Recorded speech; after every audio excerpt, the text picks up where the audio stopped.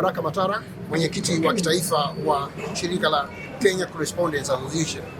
Tuko hapa leo kuonyesha mshangao wetu kwa sababu tumelengwa na watu fulani na makundi fulani ambayo si hayakubaliki, na pia wakati mwingine na maafisa wa polisi tunapotekeleza wajibu wetu wa kuhakikisha kwamba tumeweka serikali pamoja na jumuiya ama jamii ili kuwajibika katika mambo yao kwa wananchi.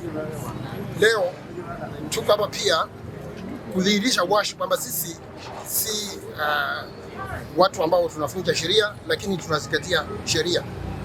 Inashangaza kwamba kuna makundi fulani ambayo huwa yakiona tukitekeleza kazi yetu kwamba wangependa kutuumiza.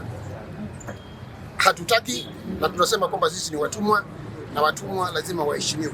Na waandamanaji katikati ya mji wa Kisii kwamba si vyema wanatufanyia, manake unapata wakati mingi wanatuzuia kupiga picha ama kuchukua taarifa za wale ambao wanaandamana.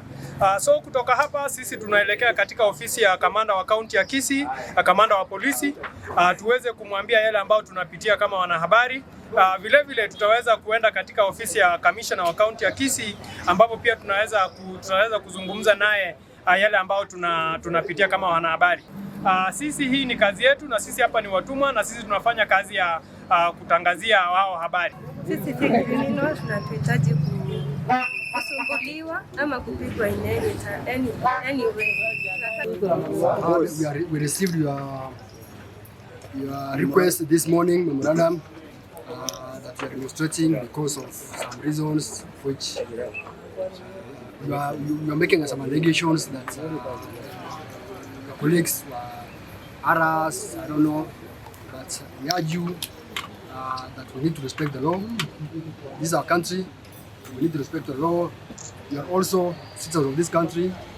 In terms of reporting, you need to be responsible in whatever you are reporting.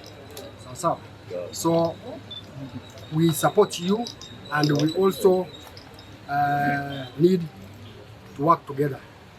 So this is our country. Whatever is happening, we must bear in mind that we do not have any other country. So wish you well. We also make sure we restrain our officers that whenever we are covering these demonstrations, we need to be responsible. We've always been there. Like yesterday, there were some goons who tried to infiltrate, but we were there to move in swiftly, and we personally reported how we worked yesterday. So we have always restricted or restrained ourselves here in Kisii, and we have always worked with you, all of you, together.